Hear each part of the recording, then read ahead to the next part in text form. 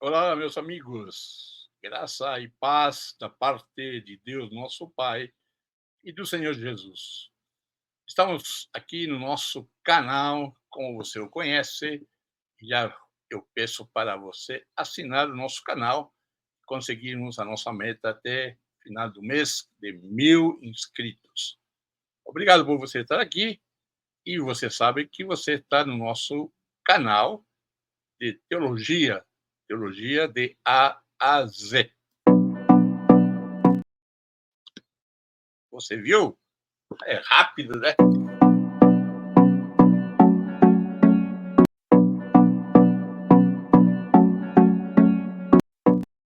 Muito bem. De Teologia A a Z está aqui com você para pensar mais um pouco de teologia, Bíblia e também história. Há um vídeo anterior que fala o que você ou o que todos nós precisamos saber para entender, aplicar a Bíblia na vida. Está aqui. Vou deixar o link, vai aparecer perto do final, para você ligar este vídeo ao anterior também, ou vice-versa, como você quiser assistir. Mas os dois estão muito ligados. Então, meu tema hoje, neste vídeo, vai ser um pouco diferente da teologia e da Bíblia. Quero passar um pouquinho de história. E história também é um tema que eu amo, que eu gosto muito saber as raízes da nossa fé, da nossa história de igreja. E agora nós queremos, neste vídeo, te falar, mas antes, não esquece de dar o like, deixar um comentário, uma pergunta, um questionamento, que para mim é super importante, porque precisamos saber o que você está em dúvidas e o que você gostaria de saber. Então, o nosso tema de hoje é algo que talvez você não tenha pensado, como muitas vezes nós não pensamos nisso porque nos é ocultado. Eu trabalho muito na suspeita, eu suspeito de tudo e de todos.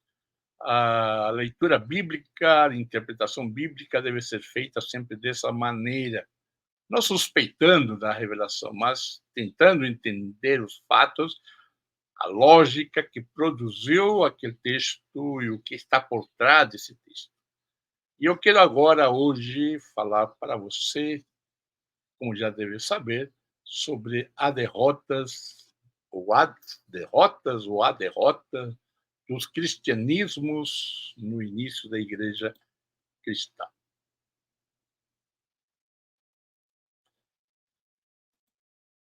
Muito bem, a derrota dos cristianismos. Nos foi passada, e nos é passada sempre uma imagem monolítica, bem fechada da igreja, como se tivesse uma unidade.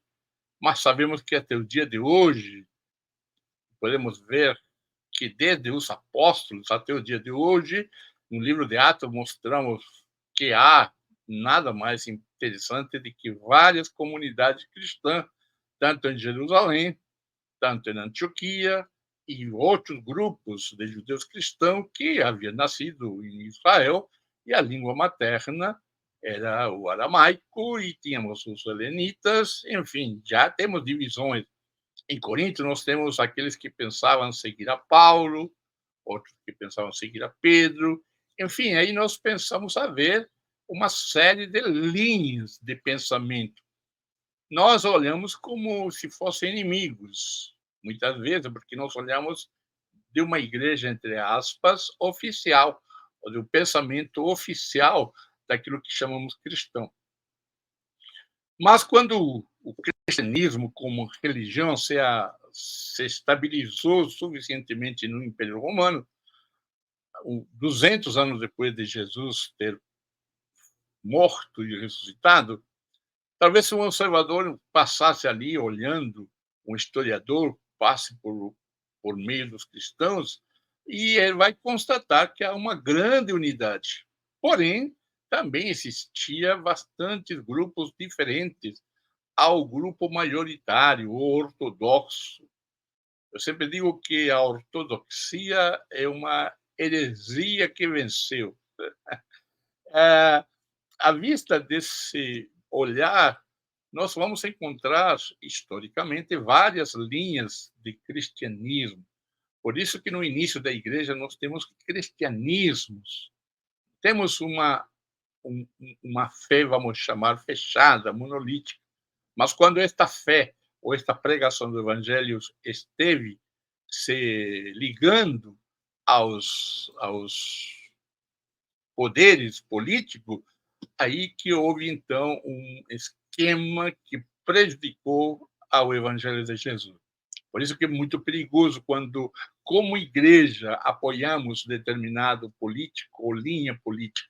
Como igreja, como cidadãos, você precisa ter uma perspectiva política, seja qual for, mas que respeite os valores do reino de Deus, da justiça, da solidariedade, do acolhimento, de todos ter alimentos, uns salários bons. Tiago já fala contra aqueles que fraudam os salários, enfim. Mas o importante é que você, como cristão, tenha, mas não como denominação, como igreja, você defenda determinado, ou se coloque apoiando determinado partido ou linha política ou candidato. Porque sempre nós temos eleições, então tenha muito cuidado quando você é conduzido pela sua liderança para este apoio. Rejeite, renuncie, se for necessário, àquela igreja ou àquele pastorado que está te levando como igreja, está obrigando a igreja a apoiar determinado candidato. Mas vamos rapidamente passar os nomes ou as marcas rápidas aqui dos cristianismos que foram derrotados. Temos o cristianismo que negava que Jesus fora Deus. Os ebionitas, os nazarenos que existiam, então eles negavam que Jesus era Deus. Cristãos que negavam a Paulo de Tarso e a sua doutrina, que denominavam falso profeta e traidor de Jesus e traidor da lei de Moisés. Temos um grupo que está atrás de uma literatura chamada pseudo-clementina. Esperamos que um dia nós vamos explicar todos estes pontos. Então, por isso que é importante você assinar o meu canal, porque você vai receber quando colocar um novo vídeo explicando cada um destes cristianismos. Cristianismos proféticos, aquilo que a comunidade era dirigida não por bispos, presbíteros, pastores, mas por profetas, líderes, entre aspas, carismáticos. Temos os montanistas e os gnósticos do século II. Temos o cristianismo que negavam a inerrância das escrituras, né? O valor, né? A validade, né? Da verdade ou a inerrância das escrituras sagradas. Marcion era um deles, a pseudo-clementinos, era já falar, certos gnósticos testemunhados nos textos que foram encontrados no rolo do Mar Morto, nas cavernas de Qumran, ou Qumran, na Hammadi, conhecida assim. Temos o cristianismo que negava a encarnação verdadeira de Jesus, que João também trata isso, né? Temos, então, o grupo dos setas, grupo que estão atrás dos Atos dos Apóstolos, segundo os livros apócrifos do segundo e terceiro século. Nós encontramos estes grupos. Temos os cristãos que negavam a ressurreição futura, que aquilo que Paulo ensina em 1 Coríntios 15, né? Eram grupos que aparecem ali mencionados exatamente em 1 Coríntios 15 e também nas epístolas pastorais. Então, era um grupo realmente, uma linha de pensamento. Cristianismo que promocionava a independência das mulheres. Era um grupo representado pelo Evangelho de Maria Madalena ou pelos Atos Apócrifos dos Apóstolos. Então, este grupo também existia na igreja. Então, vocês podem ver que é uma série de grupos que precisam ser estudados para entender também a vida da igreja. Sempre nós estamos lendo, vamos falar assim, a história oficial, nós também temos que ler a história dos vencidos. Outro cristianismo que negava o corpo e o mundo. Aliás, cristianismo ou cristãos que negavam o corpo e o mundo, é dizer, eles promoviam um ascetismo extremo, ascético, negavam todo, toda manifestação contrárias era feita à vida sexual e ao casamento. Então, eram proibidos o relacionamento sexual e o casamento.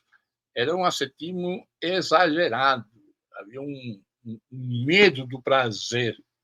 Tá? Então, fugia de tudo aquilo que o corpo podia ter de bom, eles negavam como tendo bênção que Deus nos deu como corpos. Estes grupos eram representados pelo Evangelho dos Egípcios, a Epístola de Pseudo-Tito, os Patos, ou os Atos Apócrifos dos Apóstolos, que também são livros que existem no período pós a Igreja Apostólica ou período apostólico. Então, por isso que eu sempre insisto em fazer uma leitura destes livros, principalmente aqueles que ensinam no seminário, na faculdade, porque muitos, porque foi minha experiência, saímos sem informações importantíssimas para poder entender e sermos cada vez mais seguidores de Jesus e não de uma religião sistematizada, monolitizada, né? Fechada. Cristianismo que promocionava uma vida livre, inclusive libertinagem. Nós temos os gnósticos libertinos, que foram criticados por Epifânio, temos também criticados por Irineu de Laio, e temos os carpocracianos, que foram mencionados por Clemente de Alexandria. Enfim, esta série de cristianismo nos provam que realmente nós precisamos fazer uma filtragem daquilo que nos foi transmitido e que nós devemos transpor essas barreiras históricas na interpretação das escrituras também. Então, o que nós temos assim mais centralizado é o credo apostólico, que talvez foi no ano 60 para alguns, ou o Didaquê, que foi no ano 60, enfim, nesse período todo surge o credo apostólico, o Didaquê, e ali também são fontes de informações para saber o que temos ali como igreja, como evangelho de Jesus. E que nós também devemos analisar tudo isso para termos a liberdade de desenvolver a nossa teologia de Jesus à luz dos nossos acontecimentos. Eu estou dizendo que eles está certo ou está errado. Eu estou convocando a uma reflexão a estes eventos que aconteceram na igreja primitiva, que trouxe aquele tema chamado de ortodoxia. Então, esta variedade de cristianismo não significava necessariamente uma heresia, no sentido moderno, tá? No sentido que hoje nós chamamos de heresia, porque as linhas de demarcação não estavam nitidamente vistas. A diversidade do cristianismo hoje continua, de certa maneira, e com muita força. E também entra no século V, o cristianismo começa ainda a se multiplicar. E vai, logicamente, apagando-se um tanto na Idade Média para logo ressurgir com a Reforma Protestante. Então, o que nós temos na história é que nós precisamos enxergar a história da Igreja também como fator importante de saber o que nós cremos, por que cremos e onde estamos por aquilo que cremos, e principalmente por aquilo que recebemos do passado. Venha de onde venha, de Alemanha, de Estados Unidos, da África, enfim. Nós precisamos refletir à luz da história para poder ter um melhor conhecimento da fé cristã. A religião cristã, como eu disse, 200 anos depois de Jesus, ou quase 300, ela se solidificou e se tornou aquilo que a Igreja Católica Romana hoje nos deixou. Então, o que nós temos que ver, que muitas vezes nós criticamos, e eu no passado criticava, como recém-convertido, a Igreja Católica com os pais da Igreja, achando que ali era o pior que havia surgido, mas não. A Igreja Cristã pós-apostólica, ela é uma continuidade, uma continuação daquilo que os apóstolos deixaram através do discipulado daqueles que continuaram. A igreja veio se, entre aspas, prostituir a partir do século IV, quando a igreja começou a oficializar esta fé em um quadrado, e muito pior quando ela se uniu a Constantino e ao Império Romano. Muito bem, deixo isso para você. Segue-me nas minhas redes sociais, que de vez em quando eu coloco algumas coisas. Aqui no final, nós vamos encontrar as redes sociais para você. Mas não esqueça de compartilhar este texto, ou este vídeo, porque é muito importante para você, tá? E eu quero que você deixe um comentário, escreva alguma coisa, me pergunte, porque eu gostaria sempre estar desenvolvendo temas que, por muitas vezes, não é colocado no púlpito da igreja, porque também não seria lugar, mas deveria ser, pelo menos, citado, e muito mais importante que os seminários, as faculdades teológicas tratem estes temas e nós não sejamos tão rasos para quando precisemos defender a fé cristã. Tá bom? Então, um grande abraço, assina aí e nos vemos, então, no próximo vídeo. E não esqueça, então, que aqui estão os meus endereços das redes sociais.